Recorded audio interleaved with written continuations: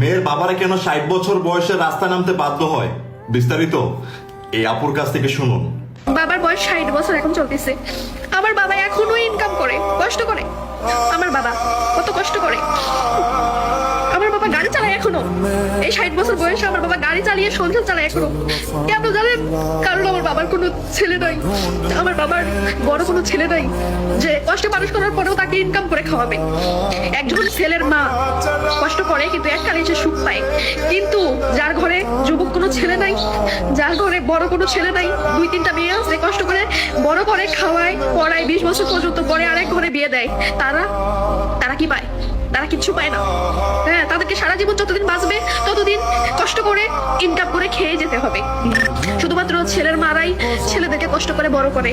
24 ঘন্টায় কয় ছেলেকে কষ্ট করে বড় করছে, ছেলেকে কষ্ট করে বড় করছে, বিদেশ পাঠাইছে। কেন পাঠাইছে? কেন কষ্ট করে বড় করছে? আশা ছিল ছেলে একদিন ইনকাম করে খাওয়াবে। কিন্তু মেয়ের বাবা মারা কোনো আশা করে যে মেয়ে একদিন খাওয়াবে? আশা করে না। তাদের একটাই আশা থাকে, মেয়েকে ভালোভাবে বড় করবে, লেখাপড়া শিখাবে, বিয়ে দিবে। একটা মেয়েকে বাবা মা বড় করে 20 বছর পর্যন্ত লালন পালন করে লেখাপড়া করে বিয়ে দেয়। আমরা এসে কি করি?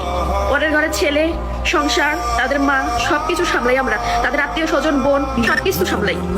কিন্তু যারা জন্ম দেয়, যারা বড় করে বিয়ে দেয়, তাদের কোনো কিছুতে কামে লাগে? আমাদেরকে লাগে না। পরের বাড়িতে সবকিছু সামলিয়ে জীবনে শেষ করে দিই আমরা মেয়েরা। তারপরেও পরের বাড়ির মন পাই না, বুঝছেন? পরের ছেলেদেরও মন পাই। তারপরেও তাদের মনে থাকে তাদের মারাই তাদেরকে কষ্ট করে লালন পালন করে বড় করছে। বাড়িতে যখন ফোন দেই, আব্বু কই?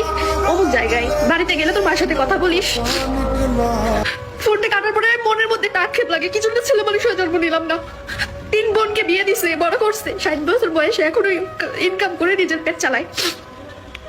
যে বাবা 60 বছর বয়সে এখনো রাস্তায় নামে, রিক্সা চালিয়ে নিজের জীবন টেনে নেয়, কারণ থামলে তাকে খাওয়ানোর কেউ নেই। এই বাবার কোনো ছেলে নেই। তিনি কখনো আশা করেননি তার মেয়ে তাকে একদিন খাওয়াবে। তিনি শুধু চেয়েছিলেন মেয়েটা মানুষ হোক, ভালো থাকুক, সুখে থাকুক। একটা মেয়ে 20 বছর বাবার কাঁধে বড় হয়, তারপর পরের ঘরে গিয়ে সব দায়িত্ব নিজের কাঁধে তুলে নেয়। শ্বশুর বাড়ির সবাইকে সামলায়, কিন্তু যে মানুষটা তাকে জন্ম দিয়েছে সে মানুষটা আজও কষ্ট করছে। তার কষ্টগুলো নীরবে থেকে যায়। আমরা বলি মেয়েরা তো অন্যের ঘরের, কিন্তু বাবা মা কি পর মানুষ যারা নিজের জীবন শেষ করে আমাদেরকে দাঁড় করিয়েছে? তাদের দিকে ফিরে তাকানোর সময় কি আমাদের হয় না? আজ শুধু এই কথাটাই বলতে চাই, ছেলে থাকুক বা না থাকুক, বাবা যেন তার জীবনের শেষ সময়টায় একটা আশ্রয় পায়। কারণ বাবা কখনো বোঝাচ্ছিলেন না, আমরাই ছিলাম তার পুরো জীবন। বাবার কষ্টটা যদি আজকে না বুঝি, কাল হয়তো বোঝার সুযোগই থাকবে না। সরি গাইস, এটা আমার অপিনিয়ন ছিল। আর আপু, সত্যি আপনার কথাগুলো খুবই হৃদয় বিদারক ছিল। Thank you.